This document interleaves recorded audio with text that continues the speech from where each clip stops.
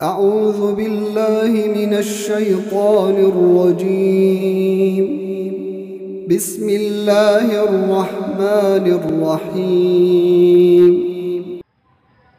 آریہ سماج کی ایک لڑکی شادی کے بعد دونوں میاں بیوی مسلمان ہو گئے۔ جب لڑکی کے ماں باپ کو معلوم ہوا کہ میری بچی اور میرا داماد دونوں مسلمان ہو گئے تو باپ نے بیٹے کو بھیجا کہ جاؤ بہن کو سمجھاؤ۔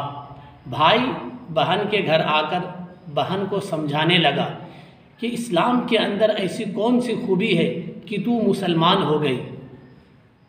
بہن بولی، بھائی آپ نے وید میں پڑھا ہوگا کہ ایک راجا تھا، اس راجا کے زمانے میں ایک بڑی وبا پھیل گئی تو پنڈتوں نے کہا 100 گائیں ذبح کر کے اس کا گوشت جنگل میں ڈال دو کہ درندے پرندے کھائیں گے تو وہ وبا دور ہو جائے گی۔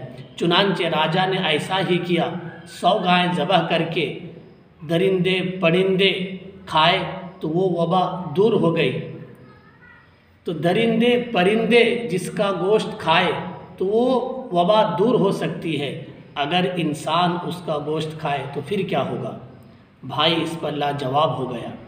بھائی نے پھر دوسرا سوال کیا کہ مسلمان کے یہاں یہ بھی تو ایک مسئلہ ہے کہ اگر کنویں کے اندر چوہا مر جائے تو 20-30 ڈول نکالنے سے کنواں پاک ہو جاتا ہے، مرغی مر جائے تو 40-50 ڈول نکالو، بلی مر جائے تو 70-80 ڈول نکالنے سے کنواں پاک ہو جاتا ہے۔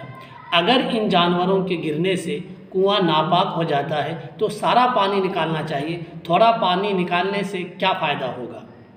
بہن بولی، بھائی آپ ڈاکٹر ہیں، اگر آدمی کا خون خراب ہو جاتا ہے تو کوئی ڈاکٹر اور حکیم اس کا پورا خون نہیں نکالتا بلکہ تھوڑا سا خون نکالتا ہے تو سارا خون اچھا ہو جاتا ہے۔ اسی طریقے سے بعض جانوروں کے مرنے سے کنواں پانی ناپاک ہوتا ہے، لیکن سارا پانی نکالنا ضروری نہیں ہے بلکہ تھوڑا سا پانی نکالنے سے سارا پانی اچھا ہو جاتا ہے۔ اس پر وہ بھائی خاموش ہوگا۔ بہن بولی، آپ نے وید میں پڑھا ہوگا کہ جنت کے دروازے پر ایک کلمہ لکھا ہوا ہے، جب تک آدمی اس کلمے کو نہیں پڑھے گا اس وقت تک جنت میں نہیں جائے گا، اور پنڈت ہر کسی کو وہ کلمہ نہیں بتاتا۔ یہ وہی کلمہ ہے جس کو ان کہنی کہا جاتا ہے، لا الہ الا اللہ محمد الرسول اللہ صلی اللہ علیہ وسلم۔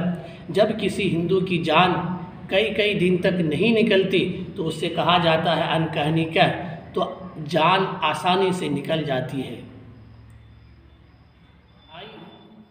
واپس آ کر باپ سے کہا اب اس کے ہندو بننے کی کوئی امید نہیں ہے، اس لیے کہ وہ خوب سوچ سمجھ کر مسلمان بنی ہے۔ گناہوں کی عادت چھڑا میرے